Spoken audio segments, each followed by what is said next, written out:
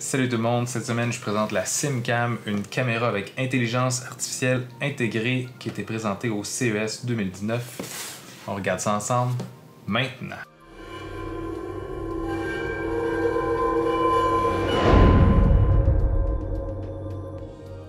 Ça fait déjà à peu près 3 semaines que je teste la SimCam, donc c'est une caméra qui a été présentée au CES 2019 et qui a été nominée comme Innovation Award. Qu'est-ce qu'elle a de spécial en fait? C'est qu'elle a l'intelligence artificielle directement intégrée sur la caméra. Donc, la plupart des autres caméras qui ont l'intelligence artificielle, c'est directement sur leur service cloud qui lui analyse l'image, tandis que sur cette caméra-là, c'est directement sur la caméra. Donc, on n'a pas besoin d'avoir un abonnement au cloud. Ça peut nous faire sauver entre 100 et 200 $ si on se fie à ses compétiteurs. Puis, ça permet une meilleure sécurité parce que les données sont localement sur la carte SD. Donc si on parle des caractéristiques de la caméra, bien sûr on a le 1080p comme image. On a accès directement à l'image à partir de leur application sur le téléphone que je vous montrerai plus tard. On a l'audio à 2 sens, donc ça nous permet de communiquer à partir de la caméra et de recevoir le son aussi. On a bien sûr une vision de nuit. La caméra peut pivoter à 360 degrés, on peut contrôler directement avec l'application. Si on parle maintenant de son point fort, l'intelligence artificielle. Donc la détection d'humains, donc s'il y a un animal qui passe ou quelque chose, on n'aura pas de fausse alerte qui va nous alerter pour rien. On a la reconnaissance faciale qui permet d'identifier qui est devant lui. On peut monitorer un objet pour savoir quand cet objet-là est bougé pour être alerté encore une fois. C'est compatible avec Alexa et Google Home. Et le SDK, donc toute la programmation est ouverte, donc ceux qui veulent se faire leur propre profil, faire des petites applications de détection, peu importe, c'est disponible en téléchargement, ce qui est quand même pas pire. Maintenant, au niveau du déballage, ce qu'on retrouve dans la boîte, on retrouve tous les petits équipements pour venir le fixer au mur, donc on a toutes les vis, tous les socles et tout pour pouvoir le mettre directement au mur, au plafond. On retrouve un collant 3M pour venir le coller si jamais on veut pas le visser au mur. Et ensuite, on trouve la belle petite caméra ici qui se fait en blanc ou en noir. Moi, j'aime bien le noir. Qu'est-ce qui vient aussi avec la caméra qui est quand même bien, c'est qu'il y a une carte SD déjà d'intégrer. Je pense que c'est 8 GB, mais ils sont pas obligés. La plupart du monde le font pas. Et si on regarde directement sur l'appareil, on a notre lentille bien sûr, on a une LED qu'on peut désactiver ou activer. On a le micro, on a ici notre base qui rotationne à 360 degrés. On a le petit compartiment ici qu'on peut dévisser avec les équipements offerts. On peut changer la carte SD, on a un bouton Reset. Directement en arrière, on a ce qui ressemble à un genre de speaker avec des petits trous, mais en fait, c'est pas un speaker, c'est un ventilateur. Donc, tellement qu'il y a de l'intelligence artificielle dedans, il faut qu'il évacue la chaleur avec des fans.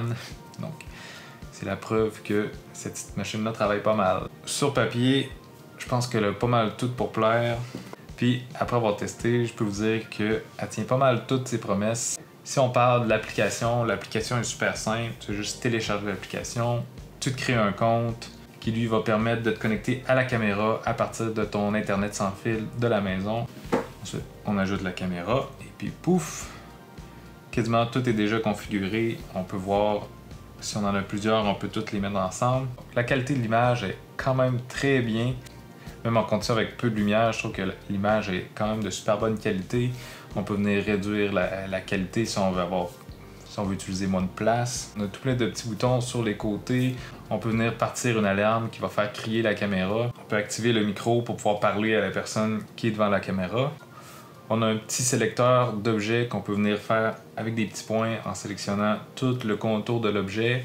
Puis tout ce qui se trouve être dans la petite boîte-là, c'est l'objet. Donc, exemple, je mets une boîte sur le comptoir et quelqu'un vient prendre cette boîte-là. La caméra va m'envoyer une alerte, je vais être notifié et je vais pouvoir voir la vidéo de ce qui s'est passé, c'est qui m'a volé ma boîte. Le même principe, on peut le faire aussi avec une zone. Donc, exemple, je veux monitorer tout ce qui est la porte d'entrée. Je peux faire le contour avec les points de la porte d'entrée et maintenant, il va juste regarder cette zone-là. Peu importe ce qui se passe autour, je ne serai jamais alerté, à moins que dans cette zone-là, il y ait quelque chose qui se passe. À ce moment-là, je vais être alerté.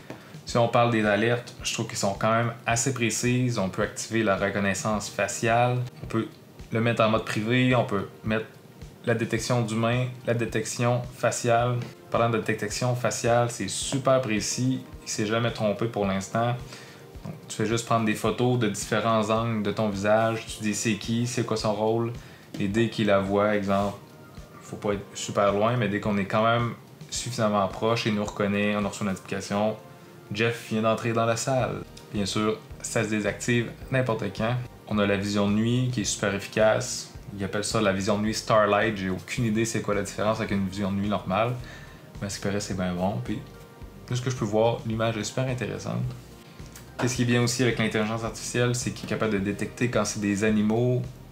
Moi j'ai un chien, un chat. Jamais il m'a avisé quand il y avait un chien ou un chat qui a bougé dans la maison. Ce qui est parfait.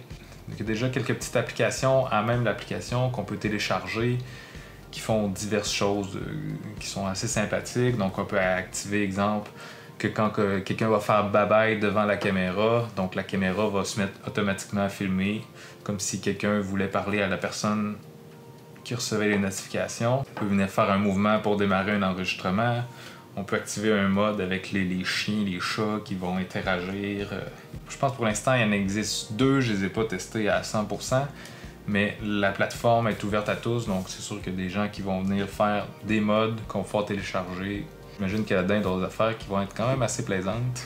Au niveau de la détection, c'est quand même assez précis. Je reçois des notifications.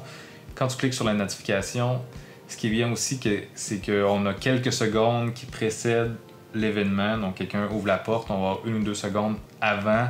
Ce qui n'est pas le cas pour certaines autres caméras qui font juste commencer à filmer une fois que la détection est faite. Tandis qu'elle est capable d'aller chercher les secondes d'avant, puis enregistre quand même un bon 15 secondes de l'action. Donc, ça permet de voir précisément ce qui s'est passé. Et le dernier élément qui est super intéressant de ça, c'est le prix. Je pense que c'est aux alentours de 200$ canadiens ou 150$, ce qui est pas mal comparable avec la compétition. Mais là où ça devient moins cher, c'est que tu n'as pas besoin d'avoir d'inscription à un service en ligne. Tu payes 0$ par année pour l'opérer, ce qui est pas mal vendeur à mes yeux. Donc en gros, j'apprécie énormément la SimCam. Elle va rester dans ma maison, c'est sûr.